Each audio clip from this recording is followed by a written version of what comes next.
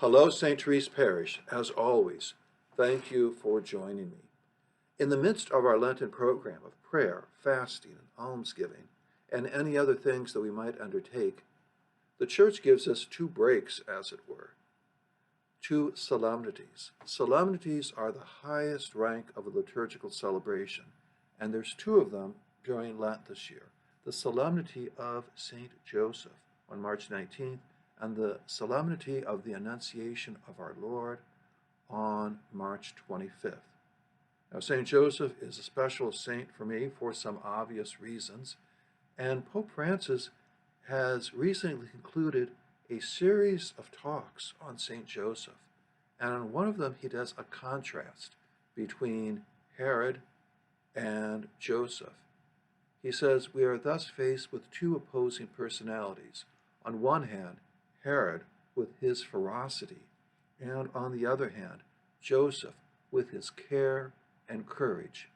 He goes on, the lesson Joseph leaves us with today is this: life always holds adversities in store for us.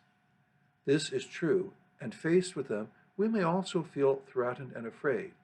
But it is not by bringing out the worst in ourselves, as Herod does, that we can overcome certain moments, but rather acting like Joseph, who reacts to fear with the courage to trust in God's providence. Among the many lessons that he teaches us, St. Joseph reminds us that we are to trust in God's providence. And the Pope goes on, let us think of Jesus in the arms of Joseph and Mary fleeing, and let us see him in each one of the migrants today. On March 25th, we celebrate the Annunciation of our Lord. Appropriately enough, this is 9 months before Christmas. And what we celebrate at Christmas, God becoming human in the person of Jesus, Emmanuel, God with us. Everything we celebrate there really already took place 9 months earlier. It was at the Annunciation, when Mary said yes, that God became human in the person of Jesus, that God started to live a human life with us. And we think of Mary's courage as she responded to God's call. We think of her faith. We think of her cooperation. We think of her trust in divine providence as well in all of that, and how her yes changed the history of the world. And the celebration of the Annunciation does something else. It reminds us of the importance of the dignity of every human life from the first moment of conception. St. John Paul II said, every human life is a unique and unrepeatable gift of God.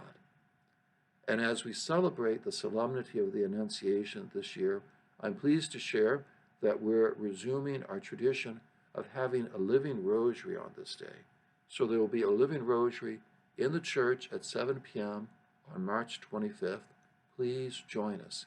And then at the conclusion of that, as is also our custom, we will have a blessing of unborn children and their parents. What an appropriate day to do something like that. I'm very pleased that we're able to resume this tradition again. If you or anyone you know is expecting, or if there are people you know who are expecting who aren't parishioners, who aren't even Catholic, please invite them to come and to share in this blessing on that day and help us celebrate with them the gift of new life. Saint Joseph and the Blessed Mother both give us these marvelous examples of trust in God's providence. May they assist us with their prayers to do the same, and may they always lead us to Jesus, the Word incarnate, the Word in flesh, who came to share life with us, who is Emmanuel, God with us, who reminds us that now we do not live life alone. God lives it with us. God bless you all, and enjoy our 2 Lenten breaks.